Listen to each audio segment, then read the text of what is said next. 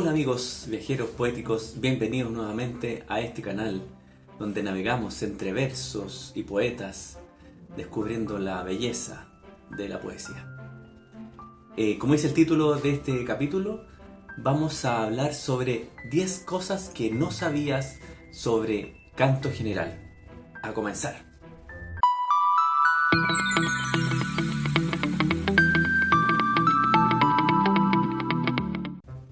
Canto General es este libro grande, escrito por Pablo Neruda, y vamos a descubrir 10 elementos que estoy seguro que no sabías de este gran libro de nuestro autor chileno.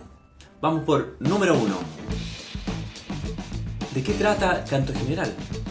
Canto General es un poema épico escrito en 1950 que publicó Pablo Neruda, donde habla sobre una historia política natural de la América Latina. Parte desde la época prehispánica y detalla la naturaleza, el surgimiento de los árboles, los animales, etc. Y luego avanza hacia nombrar los primeros descubridores, los conquistadores, y hace un barrido por la historia social y política de esta América Latina. Número 2. ¿En cuánto tiempo fue escrito Canto General? Este libro fue escrito entre el año 1938 y 1949, o sea, un periodo de 11 años. El primer poema que se escribió se llama Oda de invierno al río Mapocho, ¿ya? Que se publicó en un diario que se llama La Aurora de Chile en agosto de ese año. Y el último se escribió en diciembre de 1949, que se llama González Videla, el traidor de Chile. Número 3. ¿Qué pasó durante la escritura y la publicación de este libro? Bueno, hay que remontarse un poco a la historia. Este libro tiene un componente histórico muy importante. Neruda, que cumplía funciones diplomáticas en España, vuelve a Chile el año 1938. Ahí apoya al gobierno apoya la llegada de Pedro Aguirre Cerda a la presidencia de la República. Junto a eso también trae a 2.000 españoles que estaban huyendo de la guerra civil española en el barco Winnipeg. En 1940 es nombrado cónsul en México, y mientras está en México recorre esas ciudades, Centroamérica, el Caribe, entre 1940 y el año 43. En octubre de 1943 visita Machu Picchu, ¿ya? Perú y Colombia. En 1944 y a comienzo del 45 hace una campaña senatorial para ser electo senador, ¿cierto?, en las provincias de Tarapacá y Antofagasta, ¿ya? Visita a los trabajadores mineros, agrícolas, urbanos, etc. Y es electo senador el 4 de marzo del año 45. El mismo año recibe el Premio Nacional de Literatura, él nombrado el 24 de mayo. Entra al Partido Comunista de Chile el 8 de julio del 45. Y siendo ya senador, publica en el extranjero, en particular en un diario que se llama El Nacional de Caracas, un texto que se llama Carta íntima para millones de hombres. En este documento, él reclama y de alguna manera denuncia, ¿cierto?, las condiciones que se vivían en Chile, la represión contra los trabajadores y la libertad de prensa que había sido cerrada, ¿cierto?, restringida. Y eso, existía censura de prensa, de hecho, desde el 4 de octubre. También González Videla se volvió en contra de sus aliados, que eran los comunistas.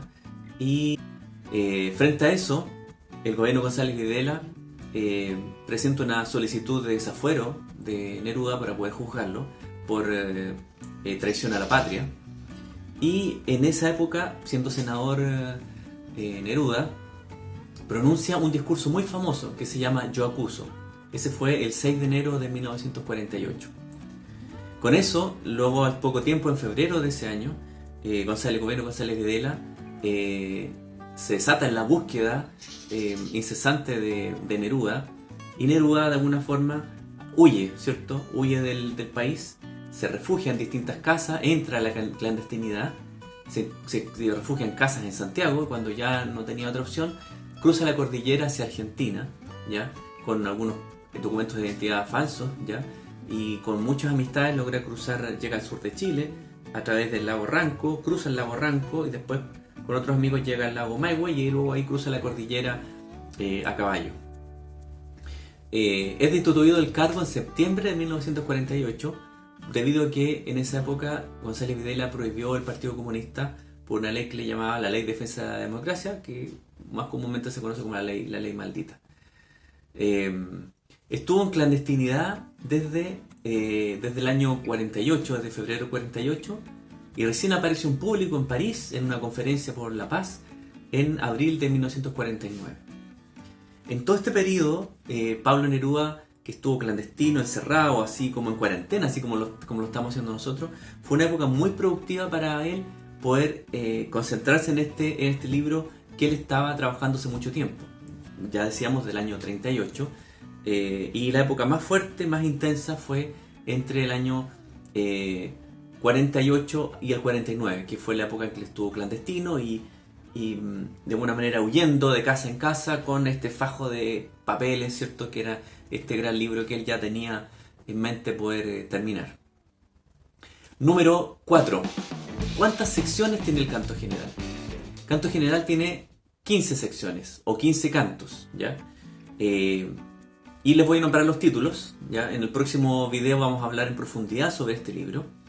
El primero se llama La lámpara en la tierra, ya donde le canta al hombre precolombino, la naturaleza, los árboles, los ríos, los animales, los hombres. Una especie de génesis, ya lleno de mitos y versos. Alturas del Machu Picchu, ya que es un canto al hombre precolombino, el dolor, la muerte, como para poder renacer en nuestro tiempo. Luego, otro canto se llaman Los Conquistadores, ¿cierto? Que habla, como dice la palabra, de los conquistadores españoles. Los Libertadores, donde le canta a los hombres que lucharon por la libertad de América. La Arena Traicionada, donde nombra a quienes han traicionado al pueblo, ¿ya? A los enemigos del pueblo.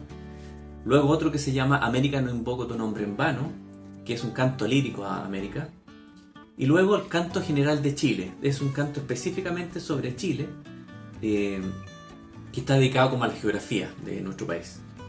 Otro canto se llama La tierra se llama Juan, donde ensalza el trabajo del hombre anónimo, sus oficios. Juan representa como al pueblo, en el fondo.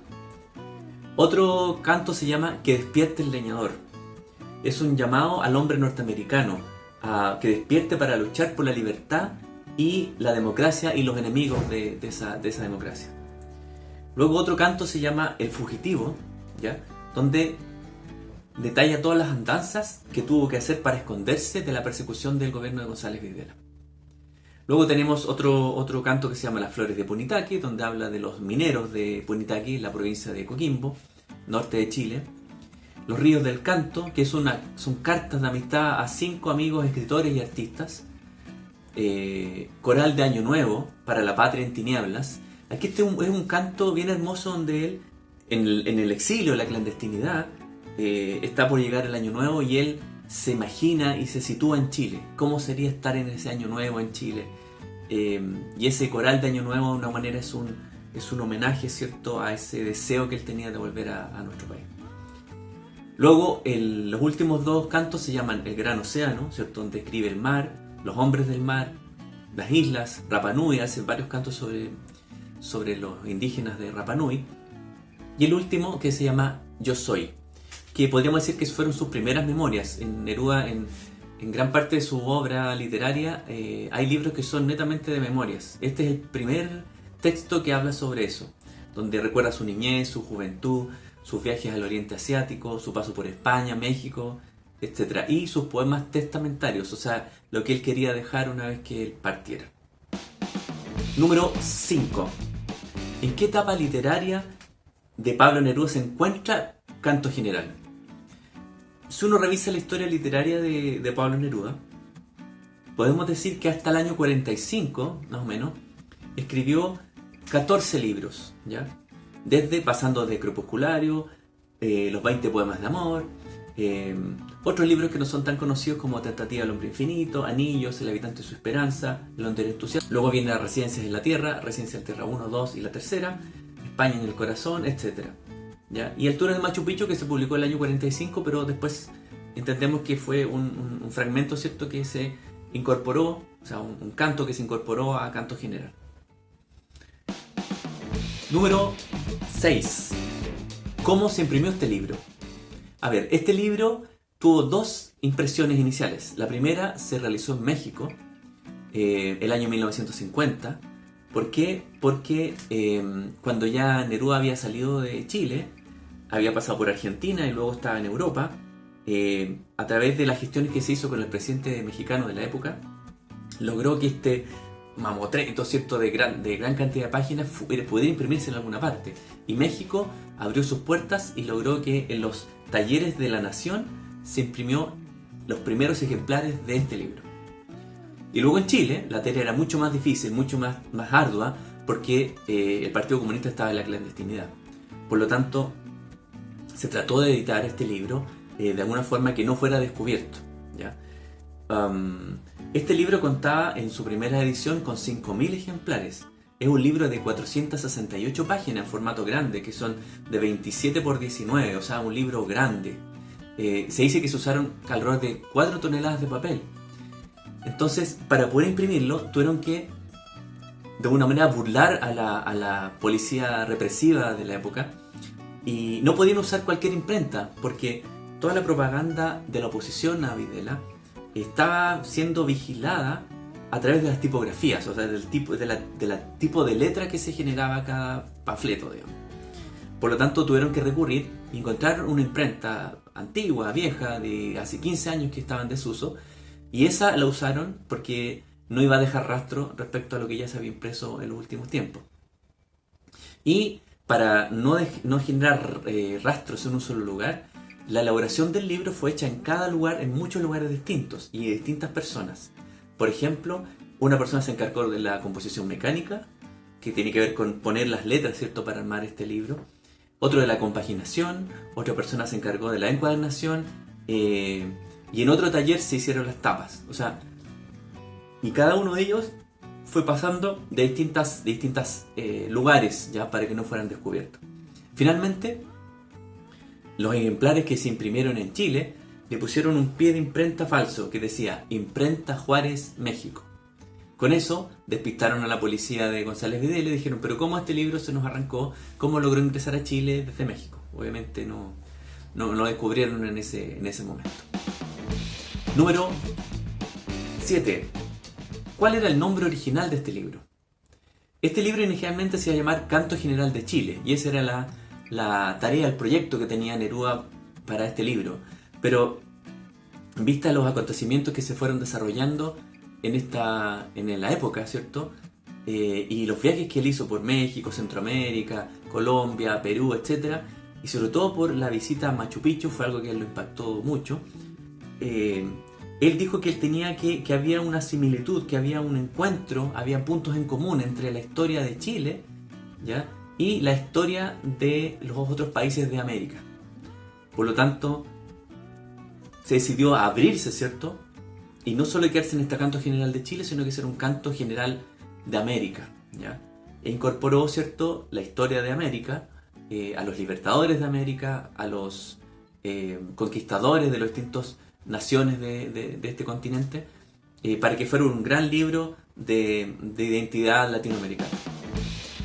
Número 8. ¿Cuáles son los poemas más conocidos de este libro? Yo diría que los poemas más conocidos de este libro son Las alturas del Machu Picchu, que es un canto completo, ¿cierto?, que es uno de los cantos donde el grupo chileno Los Jaivas se inspiró y tiene un disco con este nombre, donde quizás la más conocida es Suban a ser conmigo hermano, que es uno de los cantos de este libro, de este fragmento, ¿cierto?, canto general que se llama Alturas del Machu Picchu. Y otro texto que también uno lo puede reconocer así en forma popular es la tonada de Manuel Rodríguez, la cueca de Manuel Rodríguez, ¿ya?, que fue una cueca que compuso Neruda, que está dentro de Los Libertadores, del capítulo de Los Libertadores, y que un músico chileno le puso la música y musicalizó estos versos. Quizás por eso son más conocidos. Número 9. Así, 9. ¿Qué relación tiene este libro con el Premio Nobel de Literatura que obtuvo Pablo Neruda el año 1971? Bueno, la relación que tiene esto es que cuando fue escrito este libro, como les mencionaba, en la clandestinidad, Hay una hazaña que se describe en el discurso de premiación de Neruda en el Nobel en el año 1971. En ese discurso, Neruda recuerda la hazaña que él vivió en esa huida, ¿cierto? Cuando era fugitivo. Y vamos a repasar algunos aspectos de eso para destacar cómo él lo nombra. Dice: mi discurso será una larga travesía, un viaje mío por regiones lejanas y antípodas, no por eso menos semejantes al paisaje y a las soledades del norte. Abro del extremo sur de mi país. Tanto y tanto nos alejamos los chilenos hasta tocar con nuestros límites el polo sur, que nos parecemos a la geografía de Suecia, que roza con su cabeza el norte nevado del planeta. Por allí, por aquellas extensiones de mi patria, a donde me condujeron acontecimientos ya olvidados en sí mismos, tuve que atravesar los Andes buscando la frontera de mi país con Argentina. Grandes bosques cubren con un túnel las regiones inaccesibles, y como nuestro camino era oculto y vedado, aceptábamos tan solo los signos más débiles de la orientación. No había huellas, no existían senderos, y con mis 4 compañeros a caballo buscábamos en ondulante cabalgata, eliminando los obstáculos de poderosos árboles, imposibles ríos, roqueríos inmensos, desoladas nieves, adivinando más bien el derrotero de mi propia libertad. Cada uno avanzaba embargado en aquella soledad sin márgenes, en aquel silencio verde y blanco, los árboles, las grandes enredaderas, el humus depositado por centenares de años, los troncos semiderribados que de pronto eran una barrera más en nuestra marcha.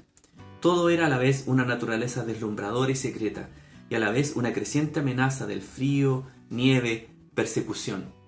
Todo se mezclaba: la soledad, el peligro, el silencio y la urgencia de mi misión. Número 10. ¿Cuál es la importancia de este libro en la obra de Pablo Neruda? Podríamos decir que este libro catapultó, empujó, elevó a Pablo Neruda a un poeta más universal. Ya era conocido por los 20 poemas de amor, Las residencias en la tierra, que fueron los 2 libros más conocidos y que mayor impacto generaron en los lectores de la época. Pero Canto General, un libro que habla sobre la identidad latinoamericana, sobre los dolores y los sufrimientos del pueblo desde el previo a la llegada de los españoles y luego de la llegada de los españoles, y toda la época de injusticias que han vivido desde el siglo XVI hasta el siglo XX, empuja y levanta a Pablo Neruda, ¿cierto?, a ser un escritor, un poeta universal. Es un libro que marca un antes y un después en toda la literatura de él. Después de hay una seguidilla de libros que siguen a esta publicación, pero yo diría que Canto General es una obra maestra, son los cimientos, ¿cierto?, del pensamiento social, político de Pablo Neruda. Aquí ya está mucho más definido hacia dónde va la literatura de Pablo Neruda en el futuro y por qué es conocida tanto en el mundo. ¿Ya? Eso podríamos decir que son los 10 cosas que no sabías de Canto General. Pero tenemos algo más. Bonus track número 1. ¿Sabían que en este periodo en que se escribió este libro, Neruda se cambió el nombre? Claro, oficialmente él se llamaba Neftalí Reyes Basualto, entre otros nombres más. Neftalí Ricardo Reyes Basualto. Y así fue electo senador. De hecho, en los textos del Senado, él aparece como el senador Ricardo Reyes, ¿ya? Pero él dijo: yo me voy a cambiar el nombre. Y fue a la notaría, ¿cierto? Y hizo todos los trámites. Y legalmente, en el 28 de diciembre de 1946, de ahí en adelante, dejó de existir, de un cierto modo, Neftalí Reyes Basualto, y apareció en el registro civil de nuestro país, Pablo Neruda. De hecho, en los discursos de Neruda en el Senado, se nota que cuando lo nombran habla del señor Reyes, ¿cierto? Y luego, a partir del cambio de nombre, ya aparece como el senador Neruda. Bonus track número 2. ¿Qué dijo Neruda en la sesión del Senado del 6 de enero de 1948, que es conocida como el Yo Acuso? ¿Quieren saber qué dijo? Vamos a repasar algo de ese texto, que es un gran documento Yo lo rescaté de un libro que se llama Discursos Parlamentarios de Pablo Neruda. Y vamos a leer algunos fragmentos. Hay muchos. Es un texto muy largo, habló yo creo que por varias horas. Y les voy a leer lo siguiente. Dice: el presidente de la República ha dado un paso más en la desenfrenada persecución política que lo hará notable en la triste historia de este tiempo, iniciando una acción ante los tribunales de justicia, pidiendo mi desafuero para que desde ese recinto se deje escuchar mi crítica a las medidas de represión que formarán el único recuerdo de su paso por la historia de Chile. Ahí está poniendo en evidencia, ¿cierto?, este desafuero al que estaba siendo sometido. Más adelante dice: yo acuso al presidente de la República desde esta tribuna de ejercer la violencia para destruir las organizaciones sindicales. Hay una serie de yo acuso. Yo acuso al señor González Videla por la mala conducción de nuestras relaciones exteriores, que han llegado a ser un ejemplo continental de frivolidad y de inconsecuencia. Yo acuso al señor González Videla de empeñarse en una guerra inútil y estéril contra el pueblo y el pensamiento popular de Chile y de querer dividir artificialmente a los chilenos. Yo acuso al señor González Videla de tomar medidas contra la libertad de opinión, como el caso de mi proceso de desafuero, y tratar de acallar por medio de la censura más brutal, con medidas policiales y financieras, los periódicos El Siglo, El Popular y otros 6 más, que fueron órganos oficiales de su candidatura y el fruto de muchos años de lucha del pueblo chileno. He sido acusado de calumniar e injuriar al presidente de la República. Rechazo y rechazaré estos cargos hasta el final de mi vida. Si quisiera injurar al presidente de la República, lo haría dentro de mi obra literaria, pero si me veo obligado a tratar su caso en el vasto poema Canto General de Chile, que ya lo estaba trabajando, que escribo actualmente, cantando la tierra y los episodios de nuestra patria, lo haré también con la honradez y la pureza que he puesto en mi actuación política. Bueno, así termina de alguna forma el discurso Yo acuso del 6 de enero del 48, por el cual después fue desaforado. Bonus track número 3. ¿Sabían ustedes cuáles fueron los candidatos al Premio Nacional de Literatura de 1945, el que obtuvo Neruda? En esa época, los candidatos al Premio Nacional de Literatura eran Gabriela Mistral, Eduardo Barrios, Pedro Prado y Pablo Neruda. ¿Qué pasó? Gabriela Mistral recibió 6 años después el Premio Nacional de Literatura, el año 51.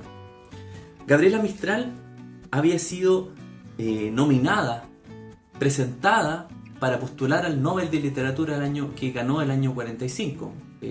Fue premiada el 10 de diciembre de ese año. Y en Chile no había sido suficientemente reconocida. Los 3 escritores que les nombré, Mistral, Pedro Prado y Eduardo Barrios, estaban dentro del rango etario, ¿ya? Anteriormente, el Premio Nacional de Literatura, que se entregó desde el año 42, los escritores tenían entre 58 y 62 años, ¿ya?